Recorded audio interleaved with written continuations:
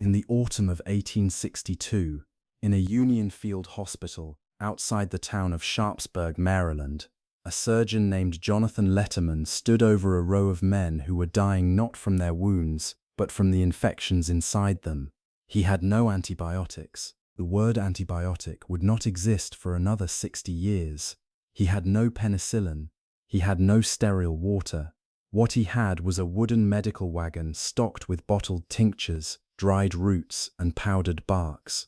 The accumulated medical knowledge of a country that had been pulling itself through fevers, dysentery, gangrene, and pneumonia for 200 years before the first commercial pharmaceutical company was incorporated on American soil. Two-thirds of the 620,000 American men who died in the Civil War did not die from bullets.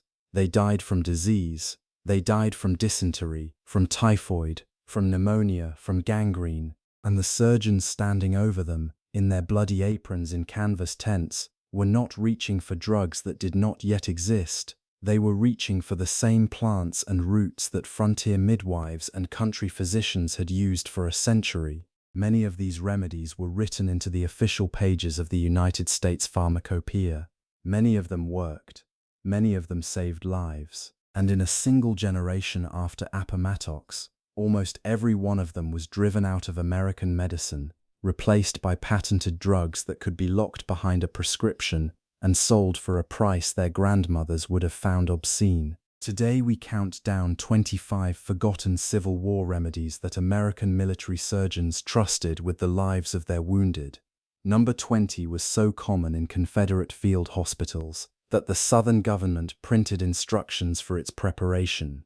Number 15 was banned outright by the Food and Drug Administration in 1968. Number 11 killed more soldiers when it ran out than any single battle of the war. Number 6 was the single most prescribed medication in the entire Union Army. And number 1 was being pressed directly into the wounds of dying soldiers at Gettysburg, 65 years before a Scottish bacteriologist named Alexander Fleming was given the Nobel Prize for discovering it. They were not erased because they stopped working. They were erased because somebody got rich when you forgot them. Before we begin, hit subscribe. What you are about to learn is history that was on every American field surgeon's wagon for 4 years of the bloodiest war this country has ever fought.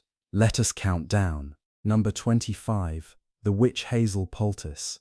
Long before drugstores sold clear bottles of distilled witch hazel for cosmetic use, Union and Confederate surgeons relied on it as the most reliable astringent in the field. The bark and leaves of the witch hazel shrub were boiled into a dark amber liquid and applied directly to bruises, sprains, hemorrhoids, and the slow-bleeding lacerations that would not close with pressure alone. The tannins in the plant contract blood vessels and tighten damaged tissue.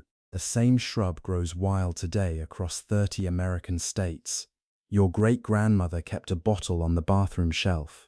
The technique has not changed. Number 24. The castor oil dose. Every regimental surgeon's wagon, north and south, carried a heavy glass bottle of castor oil. It was the universal purgative of 19th-century American medicine, given by the tablespoon to soldiers suffering from constipation caused by hardtack and salt pork rations, and to men recovering from gunshot wounds whose digestive systems had shut down from shock. The thick yellow oil is pressed from the seeds of the castor bean plant. It contains a compound called ricinoleic acid. Within 4 hours of swallowing a single tablespoon, the bowels move forcefully and completely. The remedy still sits on every American drugstore shelf today, for $1 a bottle. The technique has not changed. Number 23. The cayenne pepper tonic. Confederate field surgeons in Tennessee and Mississippi, isolated from imported medicines by the Union naval blockade, learned to administer warm water steeped with cayenne pepper to soldiers who had gone into shock from blood loss. The capsaicin in the pepper triggers a sharp dilation of the small blood vessels, raises the body temperature, and pulls a man who is sliding toward unconsciousness back into the room. Samuel Thomson, the founder of the dominant botanical medical system of the early 1800s, had taught the technique for 40 years before the war began. By 1910, The rise of the American Medical Association had driven Thomsonian practitioners out of business by law. The pepper still grows in every garden.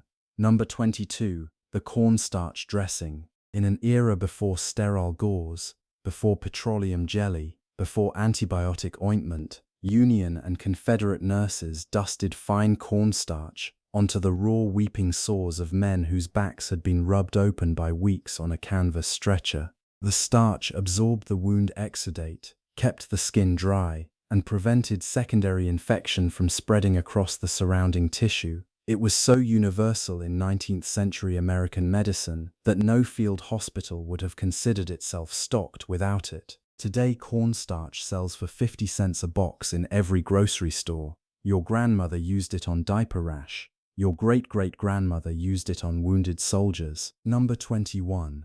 The spicebush tea. The aromatic shrub known to Cherokee herbalists as snapwood, with bright red berries and a sharp citrusy bark, grew thick along the streams of every Confederate state. Soldiers and surgeons alike brewed the bark and twigs into a steaming amber tea, taken hot for fevers, chills, and the bone-deep aches of camp influenza.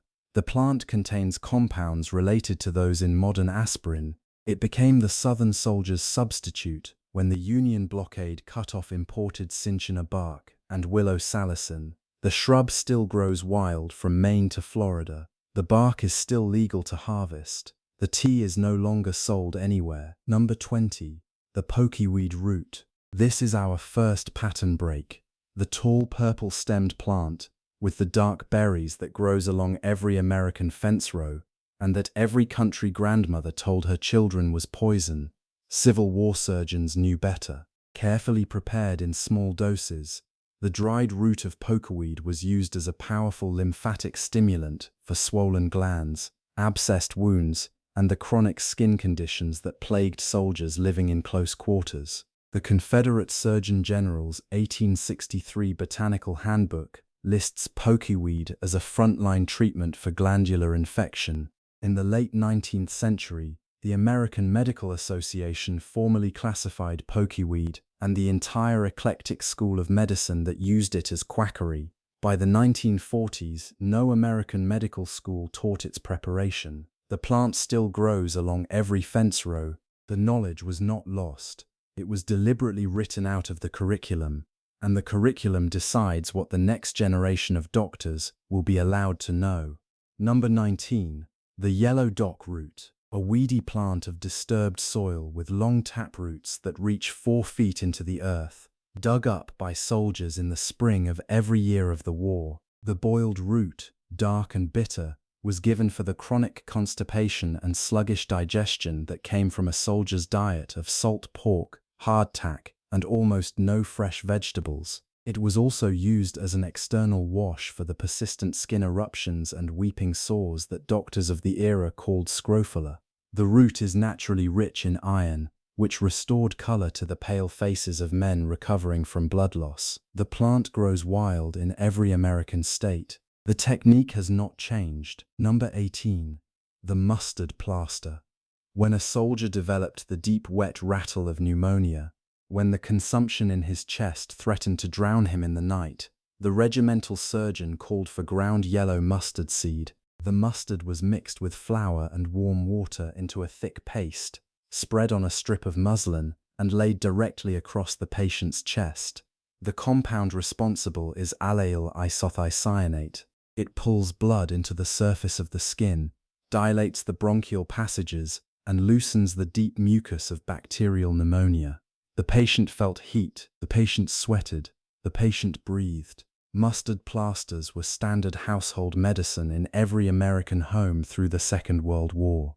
The mustard is in every spice rack. Number 17. The linseed poultice. The dried seeds of the flax plant, ground into a coarse meal and mixed with boiling water into a thick golden paste, then spread between 2 strips of muslin and laid over a slow-festering wound or an abscess that would not come to a head. Within hours, the heat and moisture and the natural mucilage of the flax drew the infection up to the surface of the skin, where the wound could open and drain clean. Linseed poultices were a primary field treatment for the carbuncles, boils, and infected gunshot wounds that filled every hospital tent. By 1950, they had been replaced by topical antibiotic creams. The flaxseed is still sold in every health food store today. Number 16. The sumac berry tea. Soldiers on both sides of the war suffered terribly from scurvy. The Union Army recorded 30,000 cases. The Confederate Army, with longer supply lines and no naval access to citrus, recorded vastly more. Confederate camp doctors in the southern forests turned to a plant Native Americans had used for 1,000 years, the tall shrub with burgundy berry cones that lines every American back road in autumn. The berries of smooth sumac and staghorn sumac, soaked in cold water and strained, made a tart pink drink 7 times richer in vitamin C than an orange. The remedy ended scurvy outbreaks within days. The shrub still grows everywhere. The technique has not changed. Number 15. The sweet flag root. This is our second pattern break. Also called calamus, the tall reedy plant of marshes and slow streams, harvested by soldiers for its thick, fragrant rhizome. Union and Confederate doctors alike kept dried slices of sweet flag root for the relief of upset stomach, indigestion, and the violent intestinal cramps of camp dysentery. Soldiers carried dried slices in pouches like modern peppermints. The active compounds, called asaronase, calm the smooth muscle of the digestive tract. In 1968, the Food and Drug Administration banned sweet flag from food use in the United States, citing a single laboratory study performed on a different European strain of the plant, conducted at concentrations no human being would ever consume. The American native variety was never studied. It was simply included in the ban. The plant still grows wild in every wetland east of the Rocky Mountains. It is no longer legal to sell as a food or remedy. 300 years of American medical use ended on a single afternoon in 1968. Number 14. The bayberry bark. The fragrant coastal shrub of the eastern seaboard, with waxy gray berries that early American colonists boiled to make candles. The inner bark of the bayberry root was Samuel Thompson's preferred astringent, and one of the most used remedies in Confederate field hospitals for stopping the bloody diarrhea of dysentery. Boiled into a strong dark tea and taken by the cupful through the day, the tannins in the bark contracted the inflamed intestinal lining and slowed the loss of fluid that was killing soldiers faster than the bullets. The shrub still grows wild in every coastal state from Massachusetts to Florida. The technique has not changed. Number 13. The black walnut hulls. The green outer husk of the American black walnut, harvested in early fall before the nut inside hardened, was crushed and steeped to make a dark astringent tea given to soldiers infested with intestinal worms, which was nearly every soldier in nearly every regiment. The compound responsible is called juglon. It paralyzes parasitic worms and allows the body to expel them. The American Cherokee and Iroquois had used the same remedy for centuries before European colonists arrived. Black walnut trees still grow in every Eastern American state. The hulls are still legal to harvest. The tea is no longer prescribed by any doctor in America. Number 12. The wild cherry bark syrup. The bark of the wild black cherry tree, peeled in narrow strips in spring when the sap was rising, was simmered with honey into a thick dark syrup, given by the spoonful for the deep racking coughs of bronchitis, croup, and tuberculosis. The bark contains a compound called prunicin, which the body converts into mild benzaldehyde, and a small amount of natural cyanide, suppressing the cough reflex at a neural level. Wild cherry bark syrup was officially listed in the United States Pharmacopoeia from 1820 until 1970. The tree grows wild in every Eastern American state. The syrup can still be made the same way it was made 160 years ago. Number 11. The blackberry root tea. This is our third pattern break. More American soldiers died of dysentery in the Civil War than were killed at the battles of Antietam, Gettysburg, and Shiloh combined. The bloody flux, as soldiers called it, struck camps where men drank from the same streams they washed in, where flies covered every plate of food, where bowels emptied themselves until a man could no longer stand, and the single remedy that field surgeons trusted to stop it was the root of the wild American blackberry, dug up from any pasture or fence row, scrubbed clean, boiled for an hour, and given as a dark astringent tea by the cupful, through the day and through the night. It worked because the tannins in the root contract and seal the inflamed intestinal wall. When the supply of dried blackberry root ran out, more men died than any general would record in any official dispatch. The plant still grows everywhere in America. The technique has not changed. Only the dysentery has been forgotten. Number 10. The golden seal root. The Cherokee and Iroquois had used the bright yellow root of the golden seal plant for centuries before European settlers arrived. Civil War surgeons adopted it as a wound antiseptic, a treatment for inflamed eyes, and a wash for ulcerated mucous membranes. The active compound is called berberine. It is now confirmed by modern laboratory research to kill several strains of bacteria that have grown resistant to penicillin and amoxicillin. By the 1930s, wild golden seal had been so heavily over-harvested that it nearly went extinct in the wild. Today it can only be sustainably purchased from cultivated farms. The knowledge has not changed. Number 9. The pleurisy root. A tall orange-flowered plant of dry American meadows, called butterfly weed by botanists, called pleurisy root by every 19th century country doctor. The boiled root was given to soldiers in the agonizing late stages of pleurisy and pneumonia, when each breath felt like a knife pressed between the ribs. The remedy thinned the inflammatory fluid in the lungs and chest cavity and allowed it to drain naturally. It was the eclectic physician's frontline treatment for respiratory infection until the arrival of sulfur drugs in the 1930s. The plant still grows wild from Texas to Maine. It is still legal everywhere in America. It is rarely prepared by anyone anymore. Number 8. The boneset herb. The tall white-flowered plant of damp roadside ditches, called boneset because 19th century Americans believed it set the brakes in influenza so severe that patients felt their bones were breaking. Civil War field surgeons brewed the dried flowering tops into a bitter tea, taken hot by the cup for the violent fevers of typhoid, the bone aches of grippe, and the relapsing sweats of malaria when no quinine was available. The plant was listed in the United States Pharmacopoeia from 1820 until 1916. It still grows along every wet roadside east of the Mississippi River. The technique has not changed. Number 7. The bloodroot. A small white spring wildflower whose root, when broken, bleeds a thick red-orange sap, as bright as fresh blood. Civil War surgeons used the dilute extract to remove warts, to treat fungal skin infections, and to dry up the persistent skin lesions of camp scabies. The compound responsible is called sanguinarane.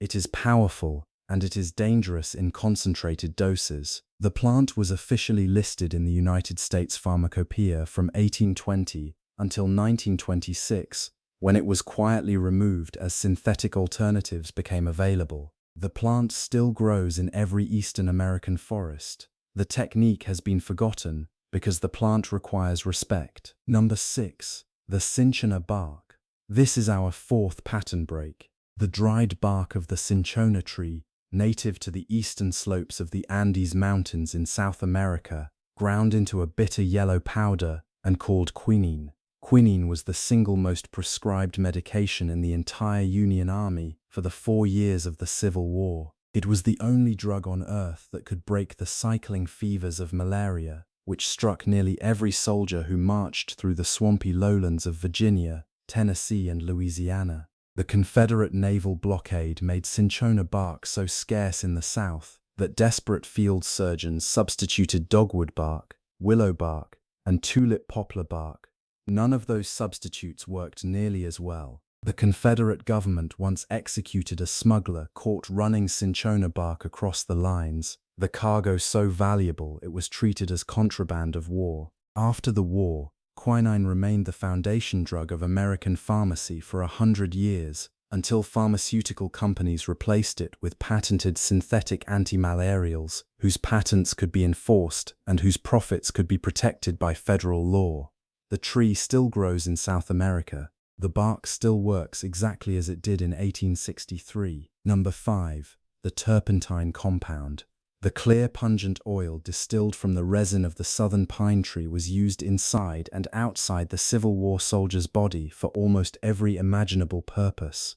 Applied externally as a chest rub, it loosened congestion. Mixed with sugar and swallowed in small doses, it killed intestinal parasites. Applied directly to skin wounds, it served as a rough but effective antiseptic. The southern pine forests gave the Confederacy a nearly unlimited supply of turpentine when other medicines ran out. Turpentine remained an over-the-counter remedy in American drugstores until the 1970s, when concerns about toxicity from misuse drove it behind the pharmacist's counter. The tree still grows from Virginia to Texas. Number 4. The whiskey ration. The single most universal medicine in the Civil War was distilled grain alcohol. Whiskey was the only anesthetic available for amputations performed without chloroform. Whiskey was the only antiseptic available for wounds before iodine and carbolic acid arrived in the field. Whiskey was the warmth that kept a man on a stretcher through a winter night, and the courage that let a surgeon set a shattered femur without a man screaming. Union Army records list 1.5 million gallons of medical whiskey dispensed during the 4 years of the war. The legality has not changed. The use has. Number 3. The opium preparation. The dried latex of the opium poppy, taken into the body as raw opium powder, as laudanum tincture, or as paregoric. Civil War surgeons issued opium routinely for the screaming pain of a thigh bone shattered by minie-ball, for the agonizing cramps of severe dysentery, for the unbearable cough of late-stage tuberculosis. Opium was on every field hospital shelf, in every regimental surgeon's bag, in every soldier's emergency kit. There were no laws against it. There was no prescription required. The plant is still grown legally in 3 American states for pharmaceutical use. The compound is still the foundation of modern pain medicine. The knowledge has been transferred. The plant has been forbidden. Number 2. The morphine syringe. Within 5 years of the discovery of the hypodermic needle in 1853, American doctors had begun injecting purified morphine directly into the bloodstream of wounded soldiers. The relief was instant. The relief was complete. By the end of the Civil War, an estimated 400,000 American veterans had become physically dependent on injected morphine, a condition known then as soldier's disease. It was the first mass opioid crisis in American history, and it set the legal and cultural patterns that govern every American opioid law to this day. The drug has not changed. The disease has not changed. The cycle has not ended. Number 1. The bread mold poultice. This is our final pattern break and the most important remedy on this list. In 1928, a Scottish bacteriologist named Alexander Fleming, working in a basement laboratory in London, noticed that a green mold growing accidentally in one of his bacterial cultures had killed every bacterium around it. He named the mold Penicillium. He named the substance it produced Penicillin. He was later awarded the Nobel Prize for Medicine. The mold he discovered was Penicillium notatum, the same mold that grew naturally on damp bread in every American kitchen and every American field hospital, 65 years before he named it. Civil War surgeons in both armies, when their wounded developed gangrenous infection that no other antiseptic would touch, sometimes pressed thin layers of moldy bread directly into the open wound. Some of those soldiers lived. The technique was folk medicine.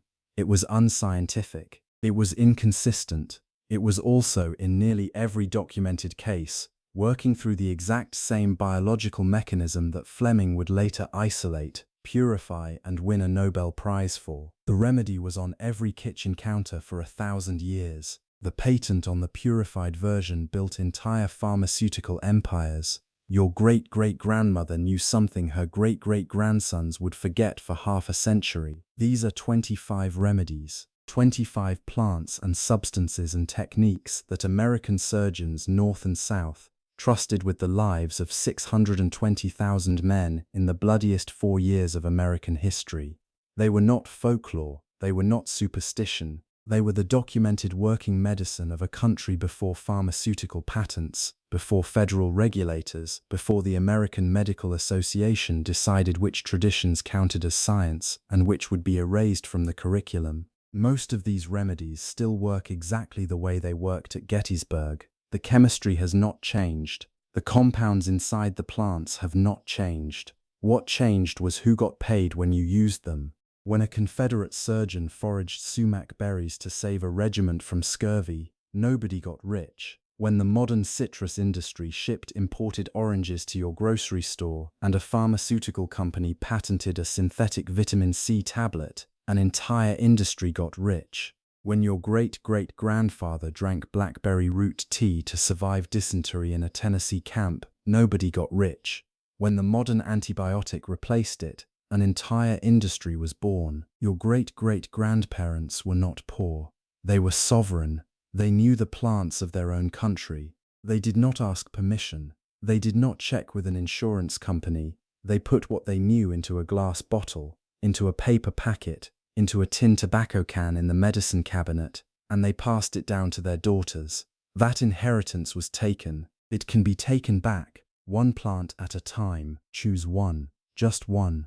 The remedy that calls to you, the plant that grows where you live, the technique your great-great-grandmother might have used. Learn it. Read about it in 3 different sources written before 1940. Tell me in the comments which one you are choosing first. This is the Forgotten Apothecary. This is American history. The plants are legal. The knowledge belongs to you.